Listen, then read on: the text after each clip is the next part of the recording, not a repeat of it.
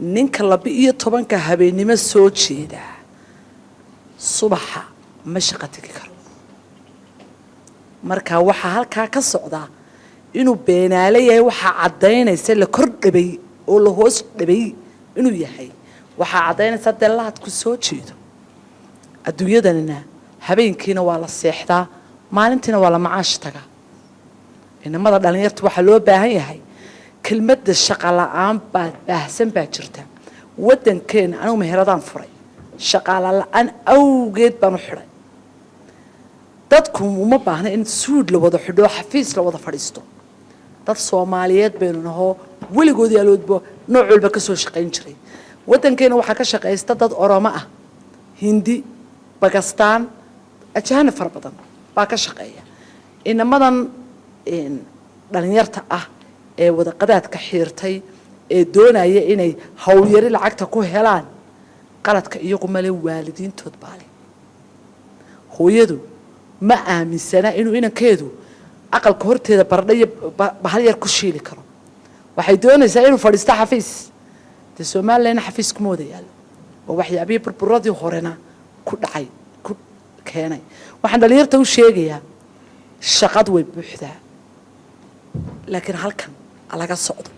hablahay noqotay horta hablahaygu haday horta hablahayga anigu isagu dood buu ka qabay laakiin hablahaygu aad bay ugu hambaliyeen commentiga qaldana ka inamadu akhriyay kii hablahayga muu akhriyeen way meesha la isma dagaalayo wuxuu isoo weydiinay ma waan ku darsanay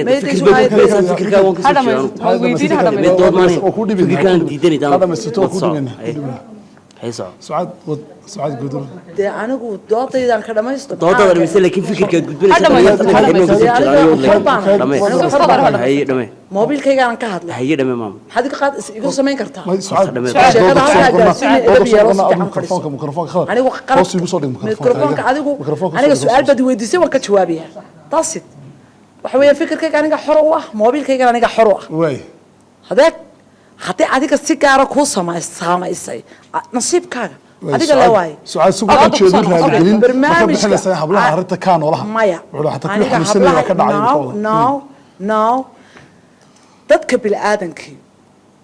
إلهي أنا أبوري بحبين إيه مالين كل سمين وي حبين كن إلا شق الصيحة لو قلت لك الصبح دين إلا شقتكم نكم بين علىها اللي بيه طبعا عفرتها بيني ما صوت شيء ده جروبيات شرا أنا قو عطيمان هيا بعدك واحد شرا واتساب جروب بتشرا واحد شرا المحل اللي سناب شات جروب بتشرا فيسبوك جروب بتشرا بدأنا كان عدو دونا يدوت أنا قبح أنا قبح خبرنا ما يدوت سعاد هذيك أنا كمان صايم المشى سعاد ده مركب وينه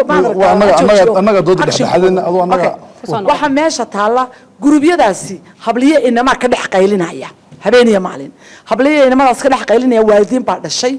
دين الإسلام على قول علي نلول بالله ربع وإن نلشوا دي رعدان واقو مركوبريو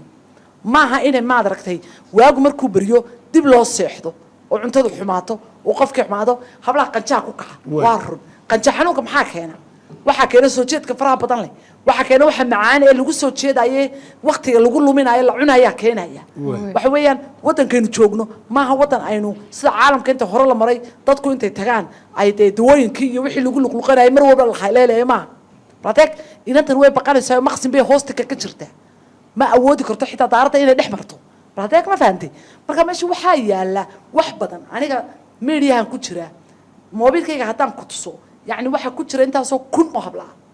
والله العظيم أنت سو بقولوا هبلا بيكشره وكعبان عيا بين علىها صوت شديد كعبان عيا استش تمي تفيس هذا ما يسوى يا زانو هذا ماشي كوماني ماني تم مقالد dadka bilaadan dadaala xaj Abbas waa gaar baan dhaafa buul baan ku soo noolaa maanta fiilan ku noolay that's nothing wax ay sheegayso noloshu waa kolba adigu halkad ku bees karayso iyo geedi socodka noloshaada iyo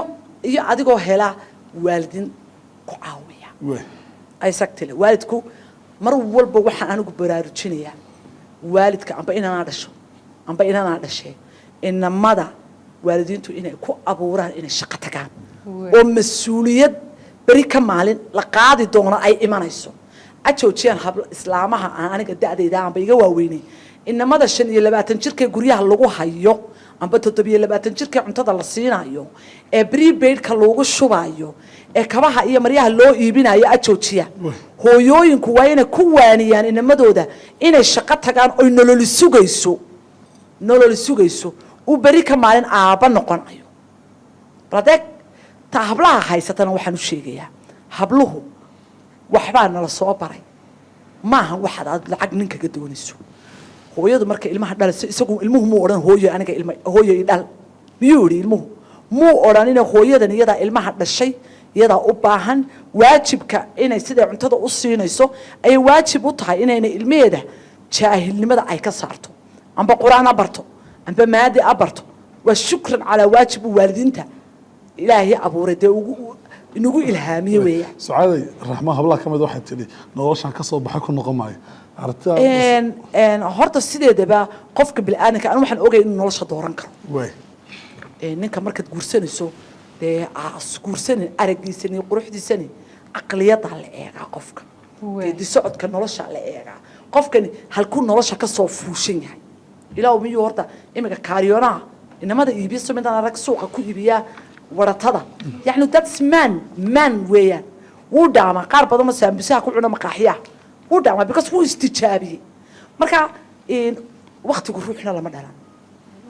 waqtigu ruuxna lama dhalan daaraha dhaadheer maanta iyo internetada iyo leerka maanta ku ay nafisayno de ragba eber ka soo bilaabo dumar baana kala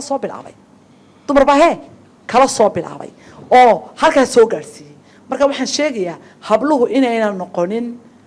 bashariyada inayna iska qaadin iyagu bashar bay yihiin ilaahay baa karaameeyay ilaahay baa calaf ugu talagalay ilaahay baa cunahooda waxay marinayaan ilaahay abuuray baa uu meel u saaray badeeg laakiin waa inay helaan nin wanaagsan oo aqliyadoodu ay isla socon karto oo maad aragtay laakiin inayna jaabka eegin ban aad hablaha ugu dhiri gelinaya lacagaha ay sheegayso inantaydan yaro dhalinyaro aad u caqli badan ma sha Allah tabaarakallah yani waa runteeda guurka in la cadido odayaasha ayaa u sababa guurka in la qaal gareeyo hudheelada waaweyn baa la karaynayaa inama yaro dhalinyaro saasoo kala bilaa jeeba baa jira ina hebel waxa laga bixiyay intaasoo boqol anaga oo caaqil hebel iyo suudaan hebel wixii way boonbooninayaan inaan kan yara dhalinyarta shaqaba haynin qalbi jab baa ku dhacaya inamada qalbi jab fara badan baa ku dhacay aabayawgana waa sababaya marka waxa loo baahan yahay inay joojiyaan hudheelada lagu tumayo maxaa la yiraahdaa meherada waa in inta masaajidka lagu soo meheriyaa waa in si dastuura oo nidaamsan oo xoogaa yar degan sidoo inaka kalena uu hiigsado noloshii oo kale loo xareeyo oo arooskan faraha badan lana hablaha waxaan leeyahay ninka maanta 5,000 sita ee ku imaada amba 2,000 sita tusaale ahaan waxba aqalka iyo hudheelka kaga imanine ya gurigaaga ku asturo waxba hudheelkaasi wallahi ka tahay qof aroos dhigtay oo ceebi raacin ma jirto marka waxa loo qaatay habluhu in kubada dhulka dhigaan waxba dadka ayna u faa'iideynin ay naftooda u faa'iideeyaan taasoo